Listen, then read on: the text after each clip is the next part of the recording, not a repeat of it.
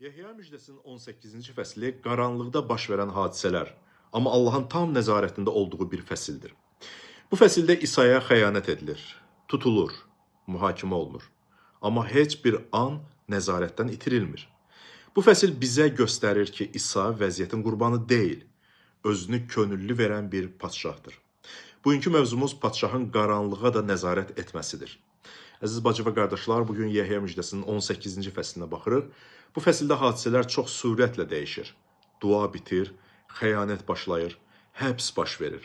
Amma diqqət edin, İsa heç vaxt çaşqınlığa düşmür. O hər addımını bilərək və könüllü olaraq atır.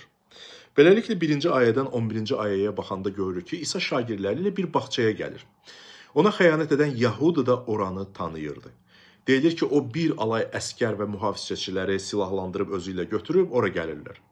Əskərlər onu tutmağa gələndə İsa geri çəkilmir. Əksinə qabağa çıxıb soruşur. Kimi axtarırsınız? Ona cavab verirlər ki, Nazarətli İsanı. İsa onlara mənəm deyir. İsa onlara mənəm deyəndə geri çəkilib yerə qapanırlar onlar.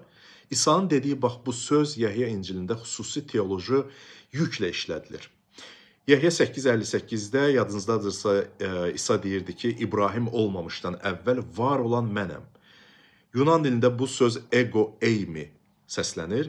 Yəhya 6:35-də İsa deyir ki, həyat çörəyi mənəm. Yəhya 10:11-də İsa deyir ki, yaxşı çoban mənəm. Yəhya 11:25-də deyilir ki, dirilmə və həyat mənəm və s.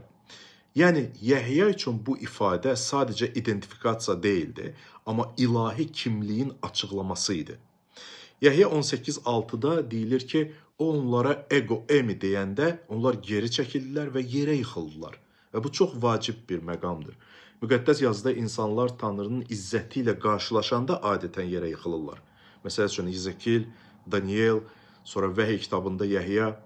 Bu hadisə göstərir ki, burada sadəcə cavab yox, ilahi bir açıqlama anı var. Və sonra biz 10-cu ayədən 11-ci ayəyə qədər oxuyanda görürük ki, Pyotr qılıncını çəkir, İsa isə onu dayandırır. Və bu çox vacib bir dərsdir. Pyotr fiziki mübarizə aparmaq istəyirdi. İsa isə atanın iradəsinə tabe olurdu. Allahın planı qılıncla yox, itayətlə yerinə yetirilir, dostlar. Sonra biz 12-ci ayədən 14-cü ayəyə qədər, eləcə də 19-cu ayədən 24-cü ayəyə qədər olan parçaya baxanda görürük ki, İsa Xanna və baş kahin Qayafanın qarşısındadır. Bu həmin o Qayafa idi ki, bir adamın xalq uğrunda ölməsi daha yaxşıdır demişdi. İsa'nın sorğu-suala tuturlar, o isə hər şeyi gizliliyində yox, açıqca öyrətdiyini onlara bildirir. Həqiqət açıqdır, qorxacaq bir şey yoxdur. Amma problem o idi ki, onlar cavab axtarmırdılar, ittiham etmək üçün səbəb axtarırdılar. Həqiqət danışır, amma qəbul edilmir.